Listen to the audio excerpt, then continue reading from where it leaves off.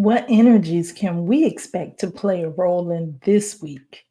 It's time for the weekly wisdom. Hello, hello, hello, and welcome. Welcome to those who are watching on video, and welcome to those who are listening on the podcast. You are still listening to the Manifest on Purpose show, and I am still your host, Kimbaley. I am here to help you elevate your mind to a higher state of consciousness so that you can manifest the life that you desire. That's what it's all about around here. Thank you so much for showing up, spending your time and energy with me here today. Thank you so much for all of those you've invited. If you feel like any of this message resonates with you, make sure that you like it, share this video, and be sure to subscribe so that you can get more videos like this. Also, last week I told you if you're interested in having the weekly wisdoms done live, please let me know. I got a few responses in already, but I will let you know I'm looking for a certain number before I decide to go live and bring it all to you. But anyway, we're going to get into today's weekly wisdom. I just want to let you know that I'm so glad that you have decided to join us. Thank you for subscribing here and on the website as well at Kimbaley, KIMBALEY.com. And you know how I feel about you. The God in me loves the God in you and always will. We're going to get into this weekly wisdom though, but before we get into the weekly wisdom, you know we have to hear today's forecast. And this forecast is brought to you by Astro-Numerologist LLoyd Strayhorn and the Star 8 mobile numerology app. If you're watching the video, you can see that information at the bottom of the screen. It is Sunday, September the 8th. The sun is in Virgo, the moon is in Scorpio. It's an 8 universal month, a 1 universal week, and a 7 universal day. If by chance you need to dig deeper into finances regarding how your money is coming in and going out, that would be about right. That's because today's energy is about analysis and getting to the weeds of whatever it is on your mind. Furthermore, because today also governs the law of attraction, perhaps it would be to your advantage to see exactly what is in your mind regarding these matters for faster results. Cancer, Pisces, and those born on the 2nd, 7th, 11th, 13th, 20th, 25th, and 29th of any month just have to think about it to get the results they desire. Once again, that is the Astro-Numerology forecast, courtesy of Astro-Numerologist LLoyd Strayhorn and the Star 8 mobile numerology app. You can get your forecasts every single day and learn more about yourself. All you got to do is download the app. It's just that simple. You can go to astar8.com. That's ASTAR, the number 8.com. You can download it on the App Store or on Google Play. And also, you can go to Linktree/numbers in you, where you can also gain access to some of the other exclusive products and services. Make sure that you check that site out. And if you would like to know what cycles you're going through, or you want to know about your personality, what makes you do the things you do, or even the people around you, then you should get your personal numerology report. You can get a compatibility report to find out about those people that are closest to you. And you can also get your yearly forecast. We're approaching 2025. What does 2025 have in store for you? And if you want to get deep into the weeds about what your cycles are and what you can expect for next year and even more, make sure that you book Astro-Numerology consultation with myself, and you can do that at Kimbaley, KIMBALEY, BALEY.com. And that is also where you will find your reports. Now, let's get to the weekly wisdom. Now, with the weekly wisdom, in case this is the first time you've ever joined, the weekly wisdom is about reading the energy for the week. How do we need to navigate through this upcoming week? And I do that through reading oracle cards. This week, I have a different set of cards. This is one of my oldies but goodies. It's called Trust Your Vibes. That is the deck. The author of this deck is Sonia Chaquette. So what I do is I'm pull an oracle card from this deck after the shuffle, and I'm asking for the energy that we can expect for the week. And not only that, I use the number on the oracle card to kind of go deeper into that card. I read the description of the card from the book, and then I give my very own interpretation of the card and the energy that I'm feeling from it. So let's get this shuffle on. Like I said, this is one of my favorite decks. I always use this deck as the solution deck. Oh, and that card already popped out just when I was having fun. I always use this card as a solution deck. So I do the reading and then I give the solution. But today, this is going to be the reading.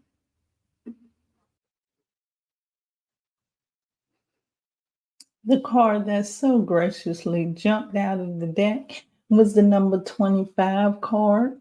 It's not personal. So let's read the description of this card. We know 2 plus 5 equals 7. The description is to build up further immunity against negative vibrations and psychic attack and elevate the degree of good vibrations coursing through your life. Take nothing you encounter in your life personally. As tempting as it may be to interpret negative behavior projected towards you as personal, it isn't. In fact, what other people feel or do has nothing to do with you. It's a reflection of their consciousness, not yours. By choosing not to do this, you stay tuned in to what's true and important for you. Being impersonal doesn't mean that you're being unloving or unkind. It actually follows you to be more loving and tolerant toward those acting out because you're not engaged in defending yourself against psychic attack. It takes you to a higher ground, and it is a positive form of psychic protection, causing everything unpleasant to slide away than to stick to your aura and ruin your good vibes. So remember, no matter how passionately you feel like defending yourself, let go, relax, and focus on your good vibes. The one thing that stood out to me, and it was hard for me to just read it because there was so much information that was coming in, so much insight that was coming in, especially with that number 7, because that number 7, first of all, is a very reserved number. Number 7 is ruled by Neptune. And what I like to say about people that are ruled under this Neptunian energy is they're kind of in the world, but not of the world. And so, what this card is really telling me is that, and I just did a video on this not too long ago, it's all about knowing how to be in solitude. You know, so many people complain about being in solitude, or so many people may say things about you because you've chosen to be in solitude. They say you're stuck up. They may say that you think you're better than everybody else. And they may just think you're weird or different altogether. But what we must recognize is that solitude is very necessary. When you think back to biblical texts like the Bible and the Quran, they talked a lot about meditation, they talked a lot about prayer. Jesus was sent to be tempted in the wilderness. It talks about peace, be still. So it's a part of our nature. And this is our protection because a lot of the things that go on around us, it's not really for us. But sometimes when we get to the point where we feel like we want to make it about us, it just makes things more difficult for us. I'm so glad that this card came out. And today, listening to the numerology forecast, it just aligns right along with it because it's telling you to be that analyst, to dig deep within yourself. And in order for you to be able to dig deep within yourself, you have to be able to sit with yourself. A lot of times people say stuff to others and they take it all out of context, and you may take it personal. For example, this one lady asked me a question during an interview on her show. And the question she asked me was, what happens when you're out in the public and you're doing everything that you can to be good to other people? But let's just say you get that grocery store clerk that has a bad attitude that day and treats you really mean. How do you handle that situation? And my response to that was, you continue to treat the person the same way. Now, hold it just a minute now. That does not mean you lie down and let that person roll all over you. No, you put your boundaries up. But at the same time, you have to treat that person just like you would treat anybody else. And here's why this is very important. We are here to unify humanity. And the only way that we can do it is if each person pulls together and do it at the same time. That person that got that attitude with you, that person that yelled at you, it's nothing personal towards you. They could be tired of working their job. They could have had a fight before they came to work. They could have a loved one that is sick and they don't know what to do about it. So, what I'm really saying is, you don't know what is happening in another person's life to make them respond or react in the way that they do. I mean, really think about it. Has there ever been a time in your life when you are going through something and somebody asks you a question and you may have snapped at them, or you may have responded in a way that was not as nice as it usually would be?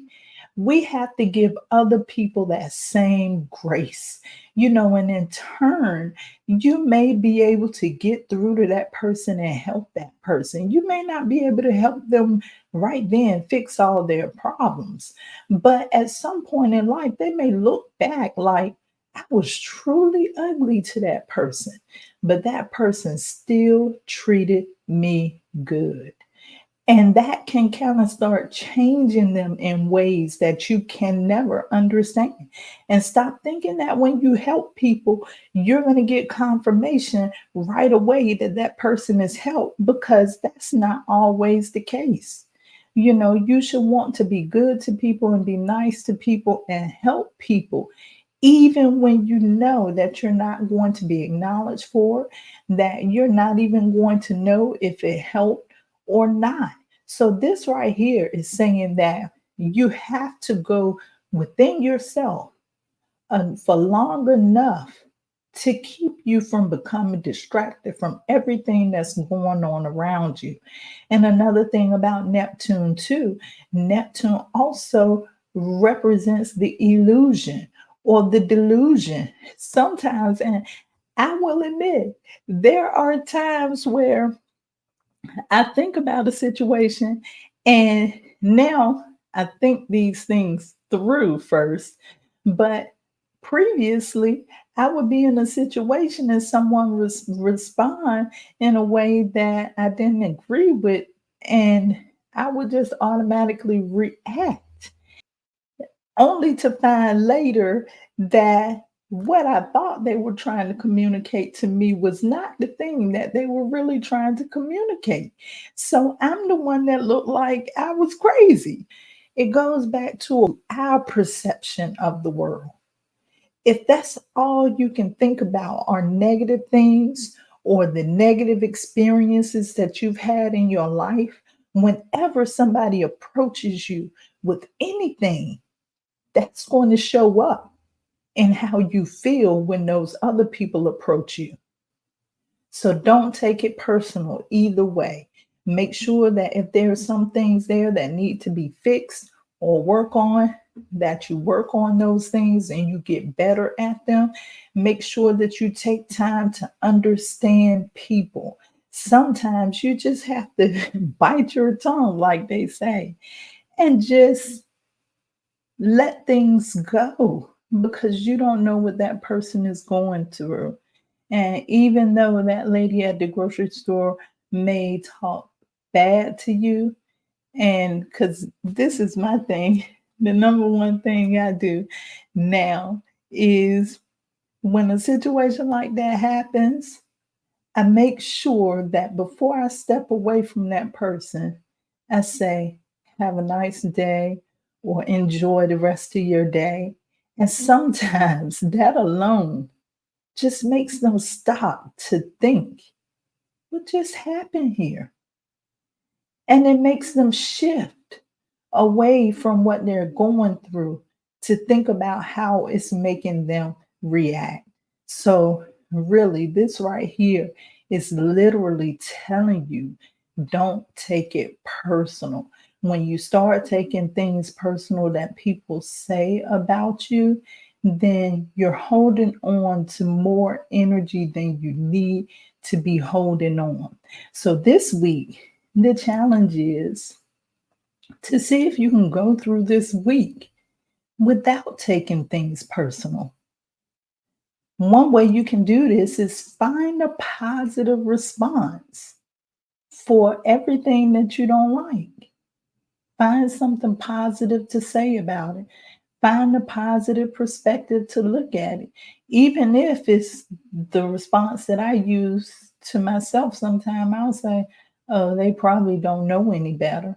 But that's the truth. Some people were programmed in a way that was kind of rough. And so they don't know any better. They don't know how to be nice and loving and caring to other people. So one time I asked one of my teachers, what happens when there's someone that you just don't like? And the reply was, if it's somebody that you don't like, you pray for them constantly, because you cannot continue to not like a person that you pray for on a regular basis. So that's one thing that I suggest to you too. Whenever you see somebody or meet somebody and they try to take you into that negative vibration, send them love. Send them love, send them peace, send them harmony, send them healing. A lot of times it's a cry out for help. Don't take it personal. Well, that's the weekly wisdom for this week. I hope you enjoyed it. Until next time, the God in me loves the God in you.